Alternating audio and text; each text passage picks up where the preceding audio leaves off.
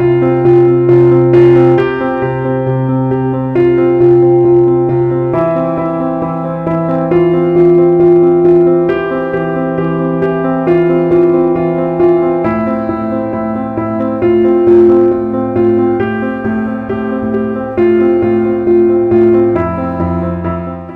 a todos, ¿cómo están? Los saluda el pastor Omar Bengolea de la Iglesia Verdad de Vida en la ciudad de Ayacucho. El día de hoy vamos a continuar con nuestros videos hablando acerca de esta situación actual, qué es lo que ha desatado y a las finales cuál es la solución. Porque no tendría sentido de describir por qué y cómo, cuándo, si no hay solución. Amén. La palabra es una palabra de soluciones porque nuestro Dios es un Dios de soluciones, es un Dios de amor. Él no está en contra de la humanidad, al contrario, Él ama a la humanidad. Juan 3:16, de tal manera amó Dios al mundo que dio a su Hijo unigénito para que todo aquel que crea en Él no se pierda, mas tenga vida eterna. Amén, amén, amén. Bueno, vamos a continuar. Y en el anterior video había mencionado la causa y el por qué se había desatado esta pandemia, porque en sí nos hemos, como humanidad, ¿ok? No los creyentes, pero la humanidad se ha puesto en manos de Satanás.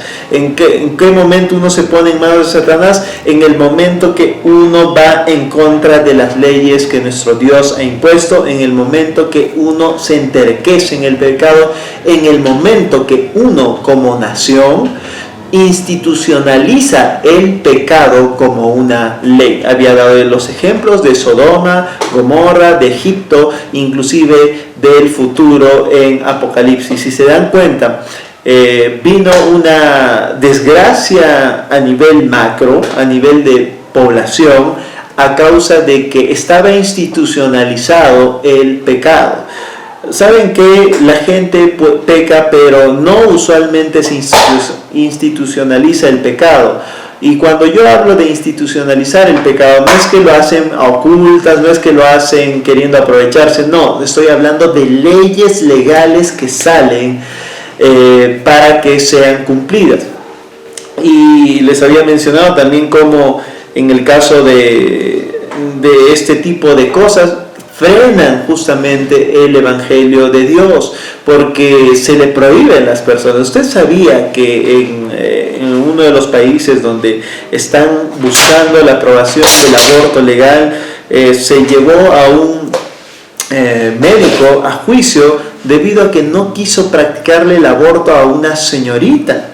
¿Okay? No le quiso practicar el aborto y lo empezaron a enjuiciar para hallarlo culpable. Oye, ¿cómo es posible esto? Esto es por institucionalizar el aborto. Imagínense, los pastores no podrían predicar en contra del aborto, no podrían decir que esto es malo porque inmediatamente lo harían juicio, porque está institucionalizado el aborto. Y si lo institucionaliza el Estado, quiere decir que está reconociendo que es algo bueno, y todo lo que se va en contra de lo bueno es considerado crimen. Esto no solamente pasa en las ciudades en los países de Latinoamérica, sino también en Norteamérica, donde inclusive como está institucionalizado la homosexualidad en ciertos estados. Se cuenta el caso de un hombre, un panadero, que hacía tortas, hacía tortas para fiestas, para matrimonios, para todo este tipo de reuniones, ¿no?, sociales, ya sea cumpleaños o todo este tipo de cosas, donde una pareja de homosexuales le había pedido que haga su torta de matrimonio, porque parece ser que esta persona era el que mejor hacía tortas por su estado, y él muy amablemente, muy cordialmente, muy buenamente se acercó y le dijo: discúlpenme, no puedo hacerles las tortas, pero acá yo les recomiendo otro lugar donde ustedes pueden mandar a hacer la torta para su matrimonio, que con gusto seguramente lo hará, pero yo no hago este tipo de tortas por la fe que tengo y por el credo que profeso. Inmediatamente fueron al juzgado y lo empezaron a enjuiciar, lo quisieron meter a la cárcel, y su caso, si no me equivoco, estuvo por años, y gracias a Dios, debido a lo que está pasando recientemente en Estados Unidos, por el nuevo presidente que se tenía, ya que Obama había institucionalizado cada vez más la homosexualidad, matrimonios homosexuales. Es más, se sabe muy bien que el expresidente de Norteamérica, Obama, el día que declararon la homosexualidad, él estuvo ahí parado con una sonrisa al costado, al frente o detrás, estaba, no recuerdo muy bien, pero la bandera homosexual, y él estaba con una gran sonrisa diciendo que gracias a Dios por lo que ha venido. Entonces todas estas cosas no permiten que uno hable libremente la palabra de Dios. Oh, Dios permite que con todo denuedo hablemos la palabra de Dios, que con todo denuedo, que nadie nos impida. Esa es la razón de nosotros, de realmente a la cual nosotros abogamos, ¿no es cierto? Como creyentes, nosotros no estamos en favor de ninguna de estas cosas, ni de ninguno de estos pecados, pero hay cosas y puntos importantes que sí van a afectar a la iglesia, a aquellos que predican el evangelio, es decir, a todo creyente. ¿Por qué a todo creyente, pastor? Porque Jesús dijo: id y hacer discípulos, vayan, evangelicen, compartan la palabra, hablen acerca de la salvación en Cristo Jesús, que todo aquel que no crea en Él va a ser condenado, es más, ya ha sido condenado, amén, pero el que cree ha venido a vida de Cristo Jesús, amén. Bueno, es esto lo que está pasando. ¿Y por qué? ¿Por qué un aborto es pecado? Aquí hay un dilema que existe entre aquellos que defienden el aborto. Dicen que no es pecado, puesto que no es un ser humano el embrión o el feto o aquel organismo que está dentro de las madres. Las personas que defienden el aborto dicen que no es un ser humano, que un ser humano es cuando ya ha nacido. Muchos de ellos le ponen un mes antes, 3 meses antes, que es recién ahí ser humano. Pero cuando es un feto, cuando es su cabecita es tamaño de un alfiler, no es un ser humano. Ellos manifiestan eso, por eso es que uno puede extirpárselo como un apéndice. Es parte de ellos. Hay una famosa frase grotesca, abominable y satánica completamente, y todo aquel que practica eso está yéndose a favor de Satanás, lo crea o no lo crea, lo quiera o no lo quiera, y es esta que esto es mi cuerpo, ¿no? Esto es mi cuerpo. Es más, aquí en Perú hay una canción muy conocida que dice soy soltero y hago lo que quiero, ¿no? O sea, con mi cuerpo hago lo que quiero.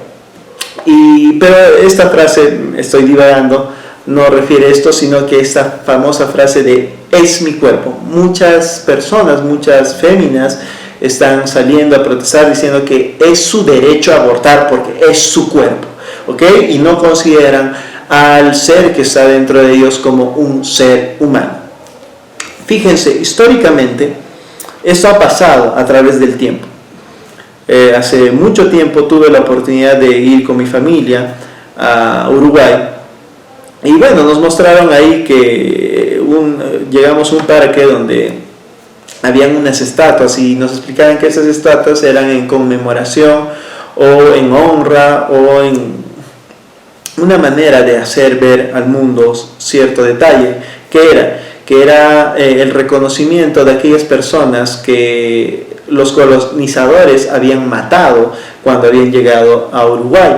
¿Por qué? Porque dice ahí, habían personas de raza morena, de raza negra, y había un científico que había sacado una tesis diciendo que ellos no son humanos, ¿no? Habían dicho que no son humanos y los habían tratado, por lo tanto, peor que animales, ¿no? Peor que animales, no había derechos por si acaso de los animales, así que no ponga esas ideas, pero en esa época los trataron y hicieron gran brutalidad contra aquellos seres humanos, ¿ok? A lo largo del tiempo siempre ha habido estas corrientes satánicas que vienen de parte de Satanás y saben que nunca van a imperar y van a llegar a progresar, porque siempre va a caer una caída muy abrupta. Ustedes saben que los nazis hicieron una tesis con sus doctores diciendo que los judíos no eran seres humanos. En la esclavitud, con los esclavos, decían que no eran seres humanos porque la gente de color, de raza negra, tenían un orificio menos, un orificio más en el cráneo que no les permitía pensar, y eso no les hacía seres humanos. Por eso las personas de color blanca de raza blanca eran mucho más inteligentes. A lo largo siempre ha habido grupo de personas, obviamente movidos por Satanás, tratando de influenciar en toda la sociedad de que cierto grupo de personas no son seres humanos. Hoy en día están tratando, tal vez no por raza, tal vez no por género, pero sí por su edad. No consideran al ser que está dentro de su vientre como seres humanos. Y esto está pasando. Y saben que hay algunas personas también, cristianos, dicen que son cristianos, la verdad lo dudo mucho, no creo que sean creyentes, que Dios no habla nada en la palabra de Dios acerca del aborto. Jesús nunca mencionó acerca del aborto, dicen. No encuentran en ninguna parte de la palabra de Dios. Así que yo le quiero dar una recomendación a usted que me está escuchando por el video. No se deje llevar por las personas muchas veces que usan esta frase. En ninguna parte de la palabra de Dios dice. Porque ya les había dicho que cuando uno lo lee no a través de la mente, sino a través de la fe y entendiendo por el Espíritu. Y hemos comprobado claramente cómo sí habla la palabra de Dios, sino que está oculto a la vista del ser simple, del ser carnal. La inteligencia de Dios es muy superior a la inteligencia del ser humano. Es infinita la inteligencia de nuestro Dios, pero la del ser humano es limitada y se ha de entender a través del Espíritu con fe. Y por si acaso, no hay contradicción en la palabra de Dios, de ningún ápice de la palabra. Todo y el secreto está en las intenciones que nuestro Dios ha hablado. Amén. Acompáñenme. A ver, vamos a ver si desde qué momento pues es un ser humano. De repente es desde que de verdad ha nacido recién, después de los 3 meses, 4 meses, faltando un mes para nacer. Vamos a ver qué es lo que dice la palabra. Si es cierto lo que esos disque que son creyentes manifiestan diciendo que en ninguna parte de la palabra está. Salmos, acompáñenme a Salmos, al capítulo 139. Salmo 139.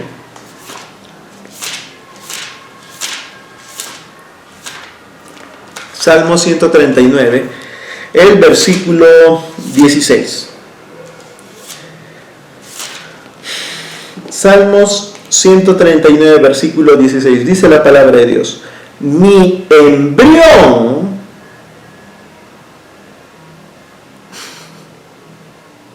no dice, ¿no? En ninguna parte.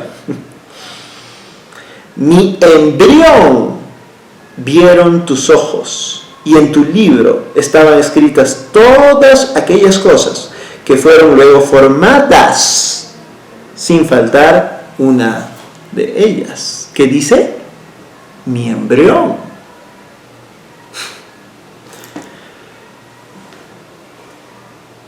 La palabra describe que la vida comienza desde que es un embrión. ¿Ok? ¿Y a qué se está refiriendo esa palabra con embrión exactamente? Desde el momento en que el espermatozoide fecunda el óvulo, hay vida. Hay vida. La palabra lo dice. Ahí está. Véanlo ahí. ¿No decían que Jesús no hablaba de esto? La Biblia no decía nada. Hasta aquel que no tiene el Espíritu lo va a entender. Sino que ellos son mentirosos. ¿Ok? Cuando lo leen así nada más. Y no han pasado por alto. Por eso no les crean. No crean. La palabra siempre va a estar acompañada del correcto mensaje también del testimonio. ¿Ok? Eso habla la palabra de Dios. Por ejemplo, y esto Dios nos ha dado y yo les quiero dar una clave. Si usted quiere abrir su negocio, ¿a quién iría a pedir consejo? ¿A una persona que fracasa continuamente o a la que ha tenido éxito? Algunos dicen a la que fracasa porque tiene más experiencia y por experiencia sabe qué es lo que no se debe de hacer. Sí, pero usted entonces aprenderá a hacer mal las cosas. Lo correcto es ir y pedirle consejo al que le ha ido bien, porque él sabe qué es lo bueno que se debe de hacer y cuál es el secreto del éxito. ¿ok? Sino también usted va a entrar en ese círculo de perder, ¿ok? Y hay un testimonio. Jesús hablaba con su testimonio mismo. Otra palabra es en Jeremías, el capítulo 1. Jeremías capítulo 1. Voy a dar unos pocos versículos, no todos, porque Jeremías capítulo 1, el versículo 5 dice: antes que te formase, ¿dónde? A ver, vamos a repetir un poquito más. Antes que te formase en el vientre, te conocí. Y antes que nacieses, te santifiqué, te di por profeta a las naciones. La palabra de Dios está diciendo que antes que uno estuviese en el vientre, antes, mucho antes, la palabra dice desde el principio de la fundación del mundo, muchísimo antes, ¿ok? Antes, Él ya te conocía. Y esta palabra clarísimamente está diciendo que Él te conocía antes de que tuvieses vida. ¿Y dónde ¿ok? Antes de que tuvieses vida. ¿Y cuál fue el punto de antes? El vientre de tu madre. Es decir, desde el momento que hay fecundación, hay vida. En ese momento hay un soplo de Dios. Y este ser, este espermatozoide que ha fecundado el óvulo, viene a ser un ser viviente, un espíritu viviente. Él empieza desde ahí su carrera en la vida. Ahí empieza. La palabra de Dios lo dice más claro que el agua. Para terminar y para que uno se quede perfectamente entendido de la palabra de Dios, Lucas, el capítulo 1, el versículo 15, cuando se profetiza el nacimiento de Juan el Bautista, dice: porque será grande delante de Dios, no beberá vino ni sidra, y será lleno del Espíritu Santo, aún desde el vientre de su madre. El Espíritu Santo no puede llenar un reloj, unos lentes, una computadora. No, yo no puedo decir, pues, este celular está lleno del Espíritu Santo. Tampoco podría decir, mi dedo está lleno del Espíritu Santo. ¿Quién podría estar lleno del Espíritu Santo? Las personas. La palabra dice que Jesús era y estaba lleno del Espíritu Santo. Se llenaron del Espíritu Santo. Las personas, los seres humanos se llenan del Espíritu Santo. Aquellos nacidos de nuevo, obviamente. No los objetos inanimados, y tampoco el dedo, partes del cuerpo, sino todo el ser. ¿Y qué dice? ¿Quién se llenó? El niño, desde que estaba en el vientre de su madre. Desde ahí ya se consideraba la vida. Lucas capítulo 1, versículo 41. Cuando ya Elizabeth estaba embarazada de Juan el Bautista.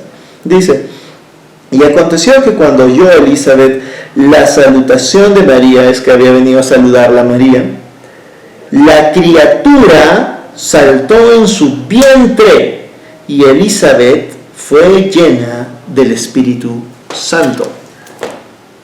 No dice parte de Elizabeth, no dice Elizabeth, dice la criatura saltó en su vientre.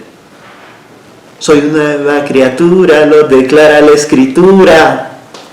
Es un ser totalmente independiente. Es un ser totalmente ajeno a su madre. Depende de su madre, pero es un ser. Tiene sentimientos, tiene ojos propios, tiene ADN propio, ya que les gusta tanto la ciencia. ADN propio. ¿Ok? Y acá se cumplió pues la profecía que le dieron, que al nacer se llenaría del Espíritu antes de que naciese, aún desde el vientre. Y he querido hablar de esto porque sé que hay muchísima duda con respecto a esto de que en qué momento comienza la vida, y si hay para usted duda, el día de hoy lo ha conocido y entiende que un niño, un ser humano comienza desde que es un embrión, como dice la palabra de Dios, no como dicen tal vez algunos científicos, no, sino desde el momento que hay fecundación. Amén, amén. Quiero quedarme aquí el día de hoy. Vamos a continuar la siguiente semana, el siguiente día, para continuar hablando de este tema y para continuar hablando de muchas cosas sobre el asesinato, sobre el por qué es pecado, qué es lo que pasa con la sangre de los niños y sobre Jesús. Voy a hablar sobre Jesús, sobre el nacimiento de Jesús, y voy a hablar algo tal vez que usted nunca ha escuchado, ¿ok? Voy a hablar un secretito que en la palabra de Dios es mencionado, que hay entre José, el padre terrenal de Jesús, pero no según la carne ni sangre, y Jesús, el nacimiento de Jesús. Voy a explicar por qué José se quería escapar para cuando pensaba que María había sido embarazada de otro hombre, porque eso es lo que él pensaba, ¿no es cierto? Voy a explicar realmente. Va a escuchar una revelación muy grande y va a empezar a entender la vida desde el vientre de la madre. Amén, amén. Voy a quedarme aquí, por favor. Si hay alguien que no ha recibido a Cristo Jesús como su Señor y Salvador, le pido que repita esta oración después de mí. Si tú deseas aceptar a Cristo Jesús como tu Señor y tu Salvador, por favor repite esta oración y cierra los ojos. Vamos a empezar. Padre, reconozco que soy pecador, por eso ahora yo confieso que tú, Jesucristo, eres mi Señor y mi Salvador. Jesús, me rindo voluntariamente a ti. Jesús, yo te seguiré y serviré todos los días de mi vida. Jesús, tú eres mi amo desde hoy en adelante. Gracias, Padre, porque yo he rendido mi vida a Jesucristo y sé que Él es el mediador entre Dios y los hombres. Gracias, Padre Santo, ahora tú eres mi Padre. Las cosas viejas pasaron y todas son hechas nuevas. Gracias, mi Señor. En el nombre de Cristo Jesús de Nazaret. Amén. Amén y amén. Bueno, hemos terminado y que tengan un bonito día. Amén.